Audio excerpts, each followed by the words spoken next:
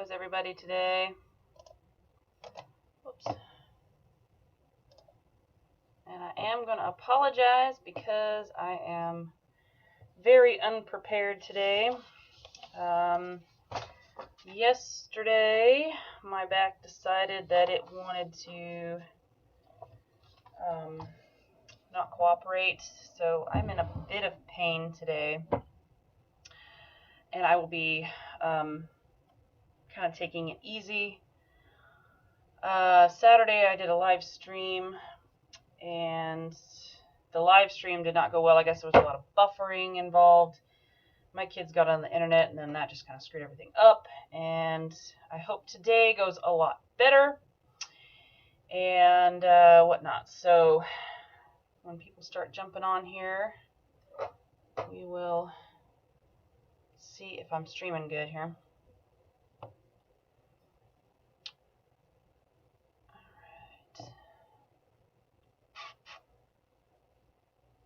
And I'm not as prepared as I would like to be today, so anyway, I will do my best. I am pretty darn sore, and I'll talk about that here in a minute once we get a few people on here. Hello, Papa Truck. T. Teresa. Hello. Welcome. Thanks for stopping in. Can you guys see and hear me okay? Not too much buffering, I hope.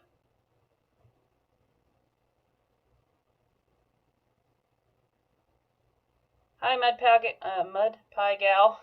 Hi there.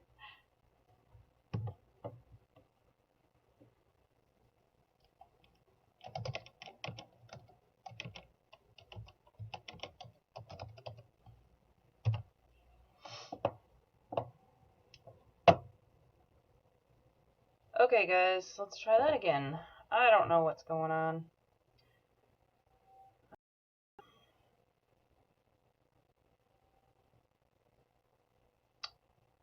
Can you see me and hear me now?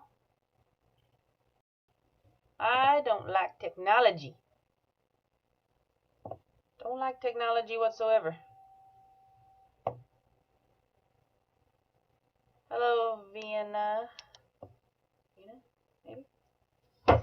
Hope I didn't just completely butcher your name. Okay, guys, let me know if you can see and hear me now, or if there's a lot of buffering issues. Like we had the other day. It was not cool. Not cool at all. We have clear sky.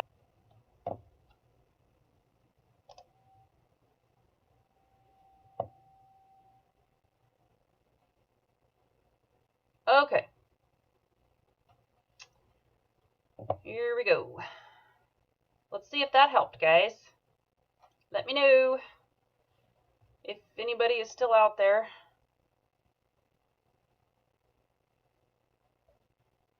Did I mention that I really don't like technology, guys? Okay. I'm going to give it a try, Grandpa. I am really not good with technology here. Go to, let's see here. I'm back. Okay. Still buffering.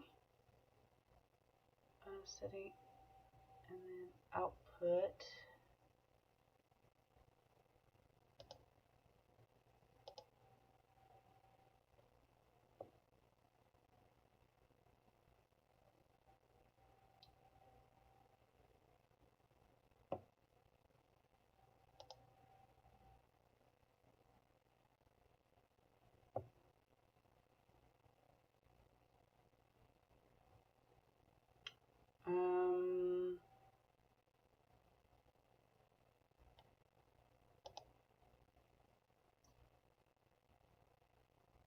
Let's see.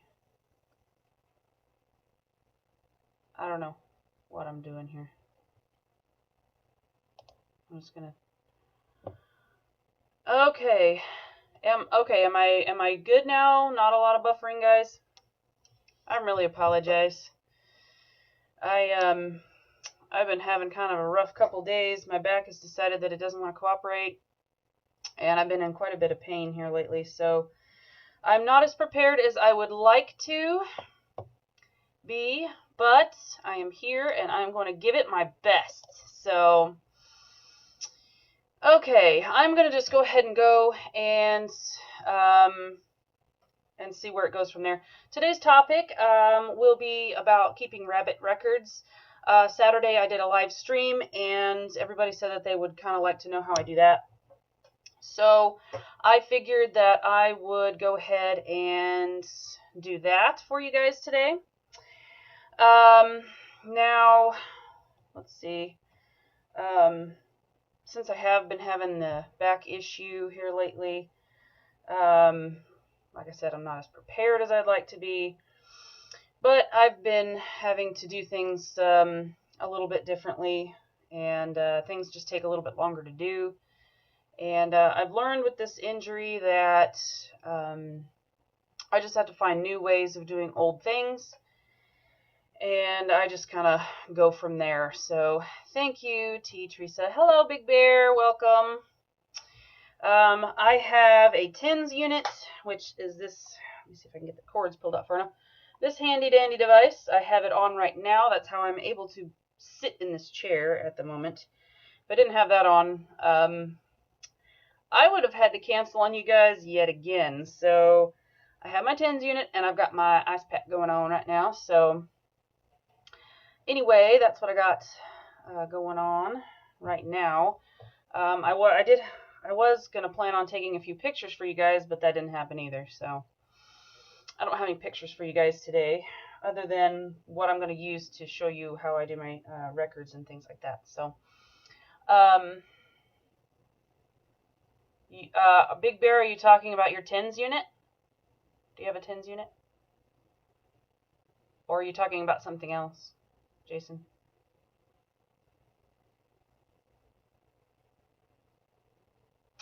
Jason, I do not, but I want to get into it. I have been watching all of your essential oils. I try to make sure that I watch every night or every Monday night, excuse me. I try to make at least that show. A lot of times when a lot of shows are going on in the evenings, that's when I'm my busiest, is in the evenings. So, anyway, okay, yeah, I may try and email you today since I'm going to be laid up and see if there's anything that I can get from you guys that would help. Yeah, the TENS units works really good. So my back will come and go. It's an old injury from a horse, and it decides to flare up every now and then. It's one of the, I have degenerative disc disease in my back, and it's one of those things where I can move the wrong way and I'm done. I could have no pain, and then from the next day I'll have intense pain. I have sciatic nerve issues and things like that.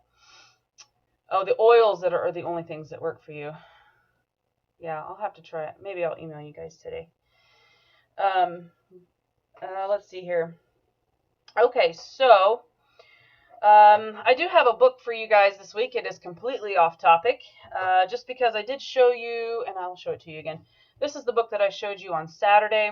It is for beginners. This is the book that I use for my 4-Hers that I have that take the rabbit courses, and it's from Ohio State University. You can get it from there. Yes, mother of many horses, my chiropractor. I do go to my chiropractor if I need to be aligned, and I am going to be calling him today. So that is on my to-do list. At this point, I'm going to have somebody drive me. I don't think I could drive myself and be safe. So, okay, sure, Big Bear. Thank you. That would be great. Thank you, Big Bear. Or Jason. That would be great. I am a morning person. Crash in evenings. Can't get anyone to do 5 a.m. Mother of many horses. I'm usually up about 5:30 every morning, and I go to bed normally around 9:30. I'm usually ready to crash way before that, but anyway, so this book is great if you're just getting into rabbits and you need a reference. It's got a lot of great things, but it is for, you know, beginners. I do use that for my 4-H kids. So anyway, so the book that I picked this week, I got this for Christmas. This is one book that I didn't pick out for myself, but it is a neat book. It's got a lot of great pictures in it, and it's got a lot of great recipes in it.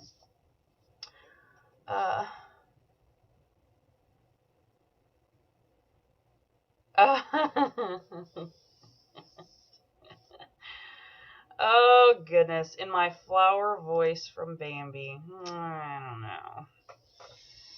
We'll see. Milk Cow Kitchen. And the author, let's see. Where is he? Mary Jane Butters is the author. It's got a lot of really great recipes. It's got some technical stuff in it, but it's got a lot of great recipes that you can, from the things that you can make from your fresh cow milk.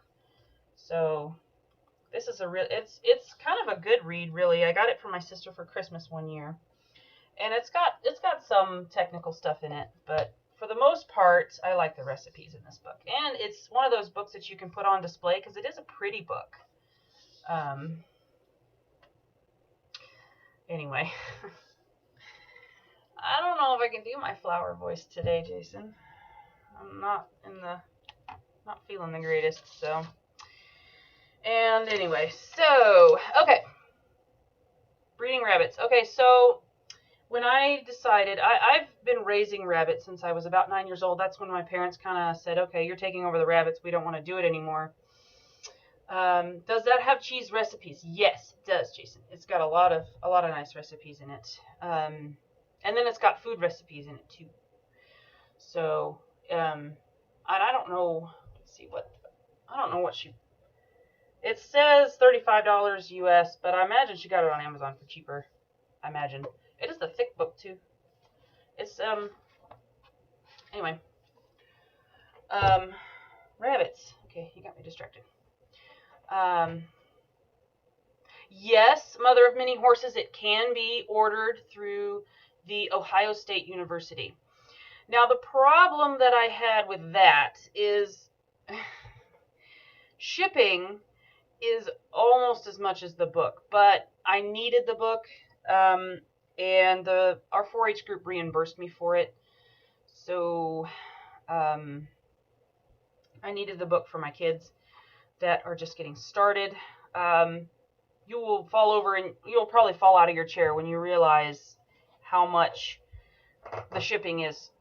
They don't take into account the shipping. But anyway, I do not have an Amazon affiliate, Big Bear. I do not. Let's see here. Okay, so when you want to get into breeding, seriously get into it.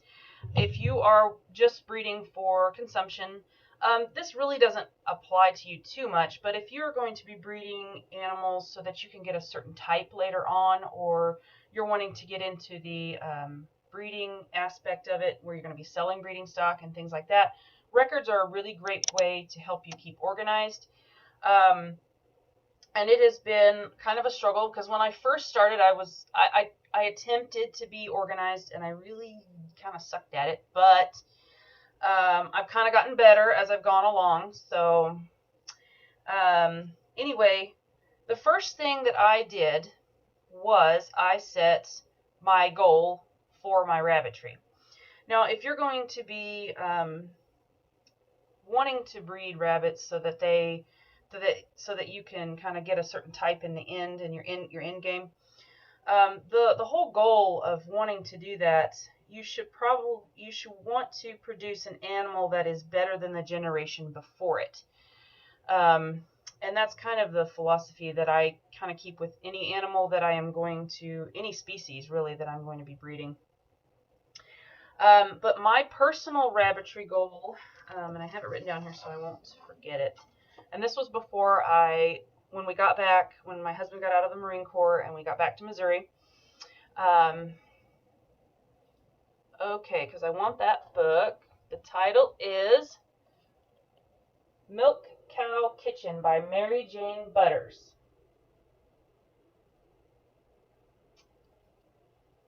There you go. And, okay, my personal rabbitry goal is to produce a high-quality rabbit that will perform in a pasture-based system while maintaining structural correctness, high growth rates, disease resistance, and longevity. I threw longevity in there because I like to use, when I have a rabbit that I'm working with that I really, really like, I really want that rabbit to have a good longevity. And what I mean by longevity is, you can use that rabbit for many, many years and still have a productive rabbit. And so you don't want to always be replacing a lot of rabbits or breeding stock. You want to keep a few that are your favorites that really kind of speak to your program that you're trying to create. And that is my goal for my rabbits in the end. I want a rabbit that is going to do really well on grass and do really well with the parasite resistance. That's kind of a big thing you need to have if you do choose to do a pasture-based system, is that you want to have good parasite resistance. And also, you want to have a good rotation system and all that stuff. But we're talking about breeding records today. So, okay, so when my husband got out of the Marine Corps and we got back, I didn't have any rabbits. When I went to college, I had the American chinchilla rabbits, and I got rid of them. I really wish that I had not done that. They're hard to find, and the person that we got them from, unfortunately, he passed away, and I can't get them from him again. And I really, really, really love that line that I had, that breeding line that I had, and I was just, when I got back in, I really missed my chin-chins. So, to the summer heat. Okay, well, what I did, and some rabbits do better than others, Jason. When you get into the big rabbits, like the Flemish Giants, they don't do well in heat. And it really depends on what you're kind of wanting. You can have the same exact breed of rabbit, but the way that you breed them, you can make them heat tolerant or cold tolerant the more you breed them in a certain environment. And you can kind of change the genetics of the rabbit, and the offspring are going to be more adapted to that climate. And that's what I've found with my rabbits. I started, when I got back, okay, let's get back on track here. When I started, I used 100%, what did I have written down here? Commercial rabbits. I went around to all the local fairs, and I went, and some of the kids, what they do is they have what's called a meat pen. And a lot of times, after they're done showing that meat pen, if they don't sell it in the 4-H sale, they will have them for sale. So what I did was I went around to some of the local fairs and purchased some of their rabbits. I purchased one. Rarely did I purchase two from the same person. So I made sure that my genetic background was very diverse. I purchased 2 bucks and 4 does to start out with, and started from there. And every year since then, I've added a new buck in, but this last year I did not. I used a buck that I had actually produced that I was kind of excited about, and I had enough diversity to do that. So anyway, so I do add bucks in. I keep my does back. I don't purchase does. I do purchase bucks. Jason, if you're wanting, if it gets kind of hot there, you're going to want a rabbit that's light in color, and you're going to want to have it to where your hutches are underneath like a shade tree. I don't know if you've ever watched any of my rabbit videos, but all of my hutches are parked underneath a a lot of shade trees. So shade and moving air. If it gets hot, I'm sure you've heard of Janel0. He runs computer fans on his rabbits, and that helps keep them cool. I have open air hutches, which any breeze gets to flow through. And in the wintertime, I staple up old feed bags. That cuts the wind out of the equation. And if it gets really bitterly cold, I will shove a lot of hay or something that they can snuggle up in. Hang on, my tins unit is beeping at me here. It's about to shut off. Hang on, sorry guys. I gotta redo it here. Let's see. Sorry. Gotta. Oh, it's on now. It's one of those things you gotta turn it up slowly, or it'll really bite you. Okay. Here we go. All right. Where was I? Yes. I'll shove material in there for them to snuggle up in if it gets like a certain temperature or below. And they usually will eat most of it. I usually make sure that it's something that they can eat because they will nibble on everything.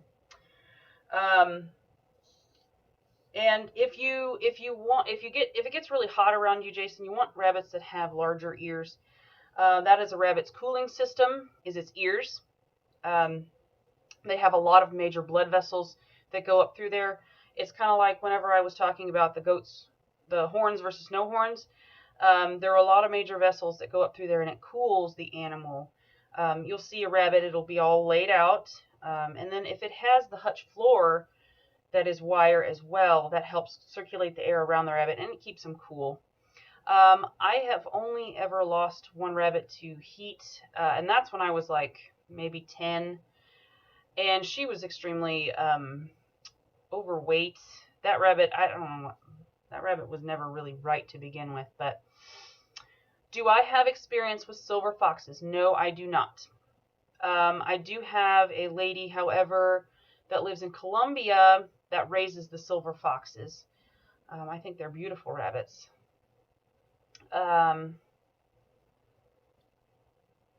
Anyway, let's see here. So, Jason, if you're wanting to get rabbits that are more heat tolerant, maybe try to find somebody that raises them as close to you as possible. They have, you know, the larger ears, and ask them how well they do in the heat.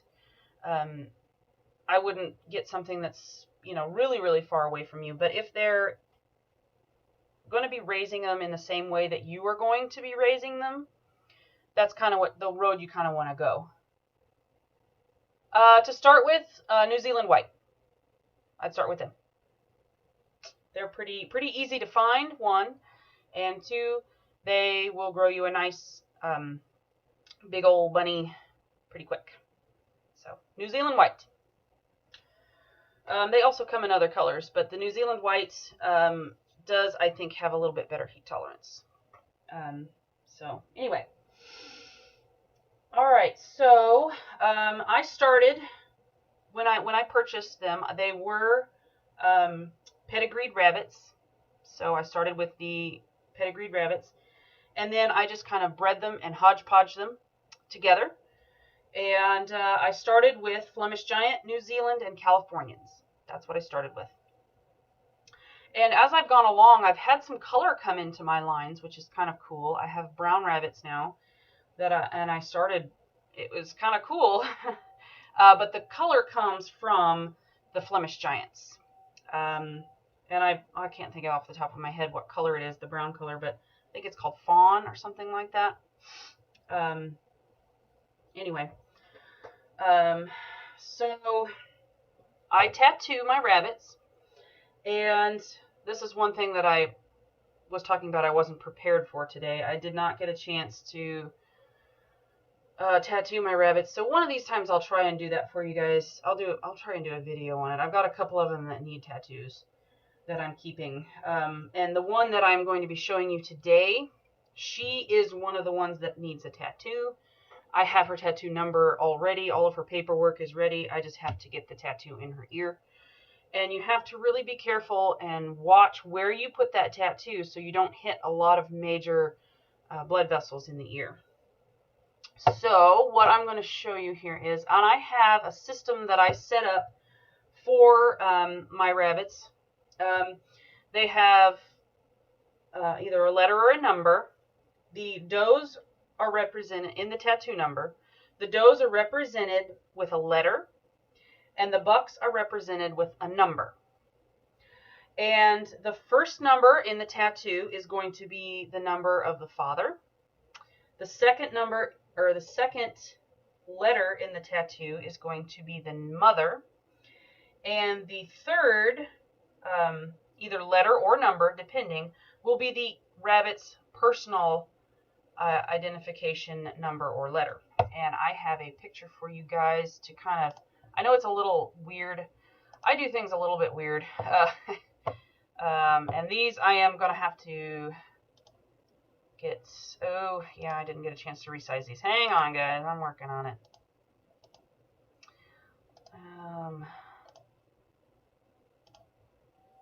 Okay, so this first one here on the left is going to be one of the tattoos. It's 1AC.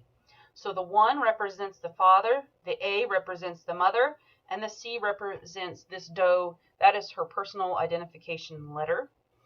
The next one, 2B3, that is going to be a buck, and the father's number is a 2, the mother's number is a B, and the personal identification number for that buck is a 3. So I don't know how I came up with this, but it works for me. It's how my brain functions. So that's how I tattoo my rabbits. I know some people are going to look at it and go, wow. But anyway, that's how I do it. That is how I identify my boonies.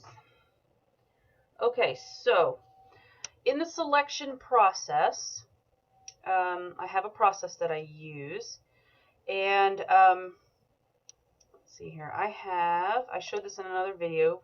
Oh, there's my flower. Yay, it's so pretty. Let me resize this again for you here, guys. Sorry. Like I said, I'm not as prepared as I'd like to be. Okay, so this is an evaluation record that I will use for a rabbit. And I will, for each rabbit at weaning, they will get one of these papers, and I will write in their ear. They are assigned a number. I do it with Sharpie, and the Sharpie lasts quite a while. If I see them fading, I will check them. I usually peek in every now and then to see how their numbers are doing, and then I will rewrite it as I need to in their ear. I've only ever once forgotten to do it, and then I just ended up, that whole litter, I had to end up butchering them because I lost track. That's the only time I've ever done that, which is surprising for me. But anyway, so this rabbit's number was a 3, and her sire was, oh, I can't even read that. That was her, and then I'll write the sire number, the dam number, and then the date of birth. Hang on, actually, I can look at the papers I got right here in front of me. Her sire's number was 3D4, and her dam's number was 2EH. So this rabbit, I am going to show you a picture of her when we're done. But I score them based on some attributes that I like in rabbits. The first one there is the high and well-rounded rise. And that is basically from the shoulder to the back, a nice well-rounded rise. And I will show you the rabbit that I'm talking about here in just a minute, and I'll kind of show you some of her attributes. She scored a 4. She did not particularly have a very good transition from her shoulders to her rise, but that's okay. It's not as big of a deal. So, whenever I score my rabbits, I am very tough whenever I score my rabbits. And this rabbit, the reason I chose it to show you this one is because she is the highest scoring rabbit that I have ever had come out of my litters. So I'm kind of proud of her. And then I like to see nice rounded shoulders. That means you're going to have nice meaty shoulders for your rabbits. I like to have a really nice width of loin. As you can see, she scored a 5. This rabbit's loin is tremendous. You get your hands on this rabbit and the loin explodes in your hand. It's really crazy. She has, as you can see, she scored a 5 also on her hindquarters. And she has some pretty good hindquarters on there. Now her hocks, one of them does a little bit of a funky turn to it, so I did score her a 4 on that. And the hocks, when you look at the hocks, you want them to be nice and even, and that just means that you have a good structure going on underneath that rabbit, and she's not going to fall apart on you the older she gets. And then overall condition, she scored a 5. Most rabbits get a good score on that one. If they don't have a, usually if they don't, or if I'm evaluating them and they don't have good condition, I'm not even going to waste my time evaluating them. And then their teeth, they have to have a good set of chompers. She got a 5. The teeth is kind of a requirement to have a 5. I do not like my rabbits to have teeth that are not adequate. Because if they cannot eat, they cannot support themselves, they cannot reproduce well, and that kind of undermines everything that I'm trying to do. So, alright, so each rabbit, once they have been assigned a tattoo, they will be assigned an individual record. And once again, I have got to resize that.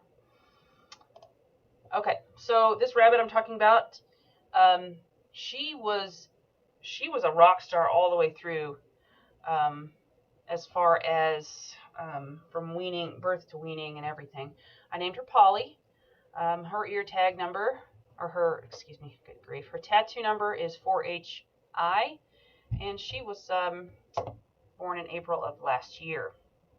She has an excellent temperament, and she has a really great bone structure that I really, really like. And I think she's going to be one of those that's going to have that longevity that I'm looking for. So, anyway, let's see here. Okay. Each rabbit, each doe, and she's already produced some really nice kits for me. I have not kept any of her kits yet, just because she is such a young doe. I've only used her for briars. But here is her breeding record. And again, I have to resize that. Sorry, guys. I keep her information there at the top, and then any litters that she has. As you can see, there's a little note out there when she weaned. She only weaned 10. I did foster over one kit to another doe that only had 7. So I do foster over.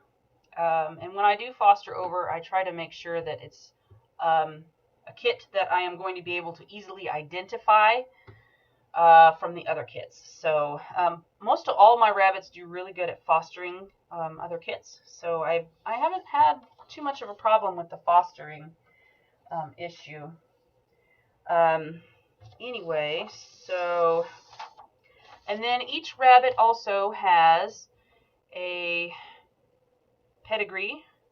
Well, I shouldn't call it a pedigree. It's not actually a pedigree, but I call it a pedigree because I keep records of my rabbits. So I made this myself. It's nothing official, so don't be too impressed. But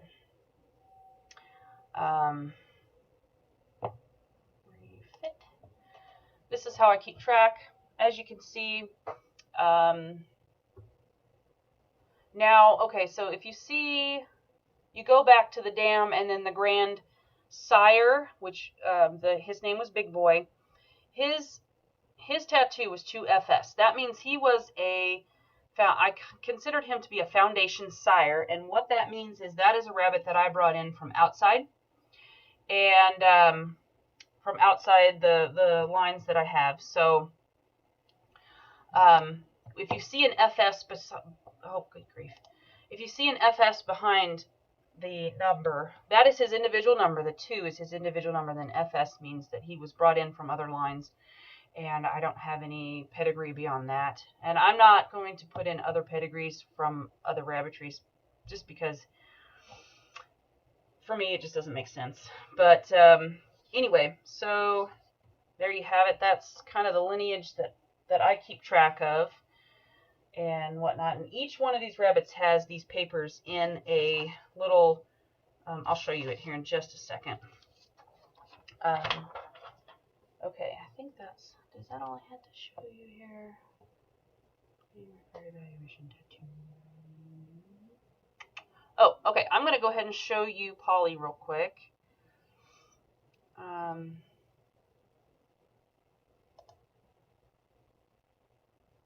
Let's see if I can get it to pop up here. Oh, that's not what it's supposed to do. Hang on, guys. Sorry. Like I said, I'm not good with technology. It's really not my friend. Hi, Grizz. Nice of you to come in. And she was a little freaked out, but anyway, as you can see, she's a really, really nice rabbit. And she did come off of weaning some kits, so she is a little bit rough looking right now, but she is a very, very nice rabbit. I like her a lot. And here's her top view. I wish that you could get your hands on this rabbit and feel her loin. She has a tremendous loin on her. I really, really like her loin. And that's kind of where you get a lot of your meat, is the loin and the hind legs. So, all right. Moving on. Okay, I'm going to show you real quick here. Go back. And each rabbit has their own little plastic doodad that clips into my folder that I don't have, or my I have a 3-ring binder that all of them stay in, and each one has all of their records stay in the little thing here. Do I have any questions so far? I'm doing good on time so far, I think. Yeah, it's 11:49. Anybody else? Anybody have any questions? I know there's a little bit of a delay, so.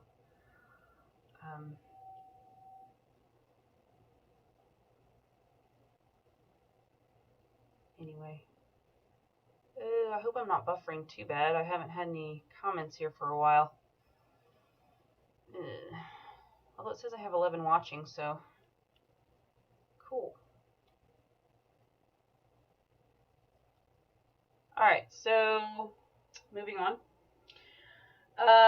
And then I think I strayed off of what I was wanting to talk about. Once I evaluate a rabbit at butcher time, and at weaning, I kind of look at them and I kind of do a small evaluation, something that I want to take a look at for in the future. And so here. Oh, well, good, mother of many horses. If you have any questions, please feel free. I'm not an expert, but I've had them for quite a while. So, anyway, okay. So at weaning, I will go through and I will pick out the rabbits that I think have, done pretty good so far. Ones that have the good teeth, that have a good structure that I think, that they can mature into a good rabbit. And I will take those and I will give them an ear number. And like I said, I'll give them a paper, and I will keep that paper until butcher time. When butcher time comes around, any rabbit with a number in its ear will be reevaluated and scored. And then at that point, I will look at the numbers and I will pick out a few, and then I will try and get those rabbits somewhere to where I can evaluate them together without them. It usually requires the help of 2 people or so to kind of help hold. And once I do that, I will determine if any of them that are really what I'm looking for to continue my breeding program for me. A rabbit that makes it into my breeding program is an exceptional rabbit. Each year I get even more picky about what I put in, what animal gets to be put into my breeding program. This year, I've done all the evaluating that I'm going to be doing, and there are only 4 rabbits out of all the rabbits that I had this year that made it to the final evaluation. Now, I do have litters that are kind of spread out, and I do the end evaluation at the end of the year. So any that I think that I want to evaluate at the end of the year, I do evaluate them together. And then if there's a rabbit that, is kind of on the border, I will sell that rabbit to somebody. I don't sell them as, a pasture rabbit just yet, because I'm not quite where I want to be yet to sell them to somebody as, a pasture-based rabbit. I don't feel comfortable calling them that yet. But I will sell them to people because it just breaks my heart. I did all that information. I did all that, record keeping, and then, I'm not going to be keeping that rabbit. So I will go ahead and sell them to people. And most people really, I've had a lot of repeat customers. They're really happy with the does that they have gotten from me, or a buck. Bucks I am extremely picky about, especially when I am going to be introducing a new one into my line. I'm extremely picky about what I allow back in. And I do kind of use a line breeding system. I do not like the inbreeding at all. I try to stay clear of that as much as I can. But do I make hats or mittens out of the hide? I really wish I knew how to do that, Grizz. That is something that I have never learned how to do. I have somebody in I was wearing it in one of my videos, and somebody called it my Elmer Fudd hat. And it kind of looked like it, but it's rabbit lined, and I would really love to learn how to do that because it was so warm. It's just such a warm hat, and I really love it. So one of these years, I will learn how to tan them and make stuff out of them. I've not found anybody that wants to take the hides, and nobody wants to use them. So, but they are beautiful. Some of them are beautiful hides, and I have to really resist the temptation to freeze them and put them in and save them because, yeah, that'd be a little, I don't know. Some of them are just so pretty. But eventually I would love to get into that. So that's kind of how I keep the records for my rabbits, and kind of how I evaluate them. I am very picky. Like I said, I do not take into account color or anything. I don't really care what color they are, as long as that rabbit has a good structure. Sometimes the temperament will come into play. I've had a rabbit one time. She was a really, really great rabbit, but man, she was mean.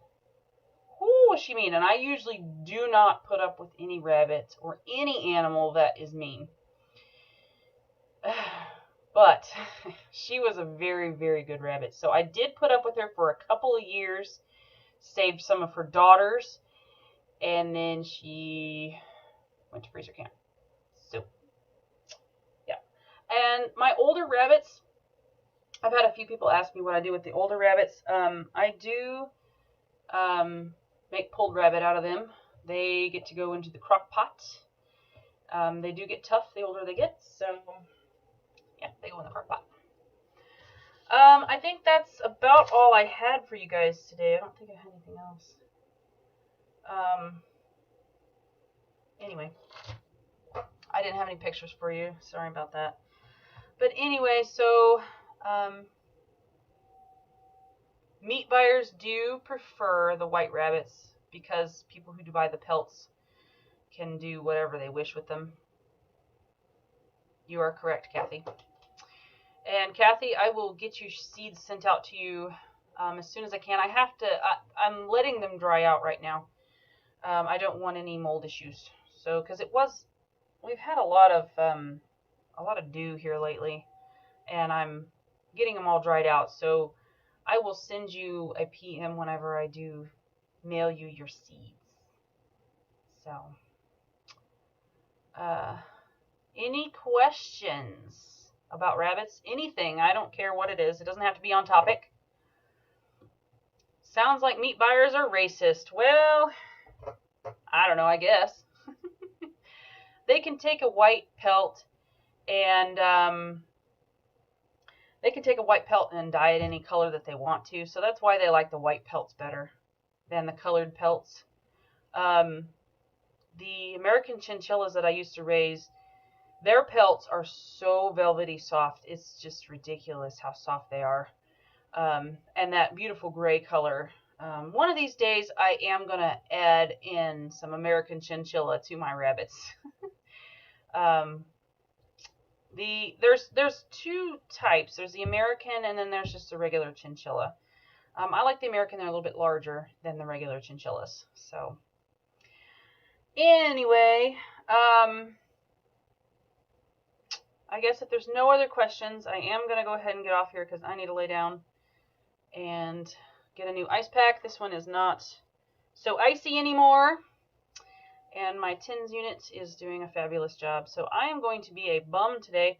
And okay, so today I normally try to make sure that I am dressed when I go out to feed. And I'm not one of those, I call them pajama farmers.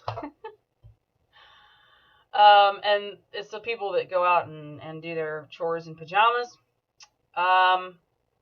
So, bye, Mother. But today I was a pajama farmer. I thought it was kind of funny. I don't know.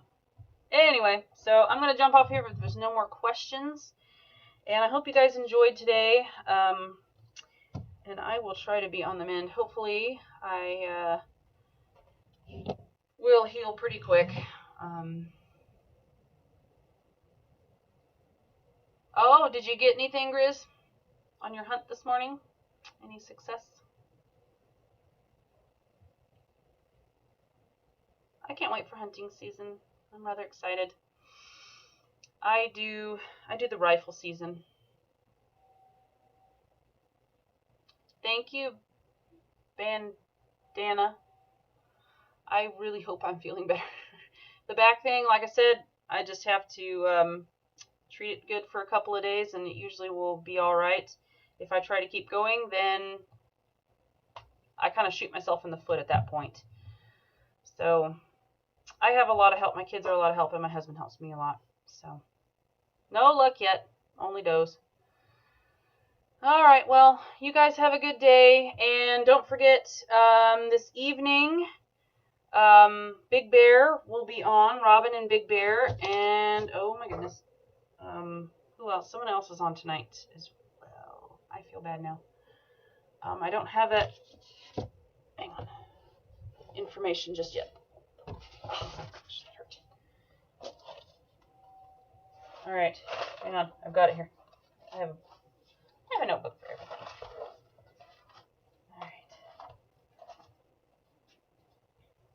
Alright. Big Bear Homestead, the Essential Oils chat will be tonight. And that is, well, maybe. I don't have it written down. Why didn't I have it written down? Well, I'm sorry, guys. For those of you that are on tonight, I'm bad. My bad.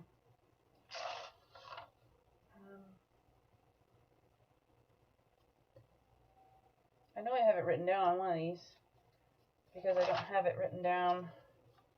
I know. Sorry, guys. Okay. Big Bear Homestead's on tonight. Go to the homesteadingnetwork.com and you can see a list of all the show times. And I will see you guys later. Bye.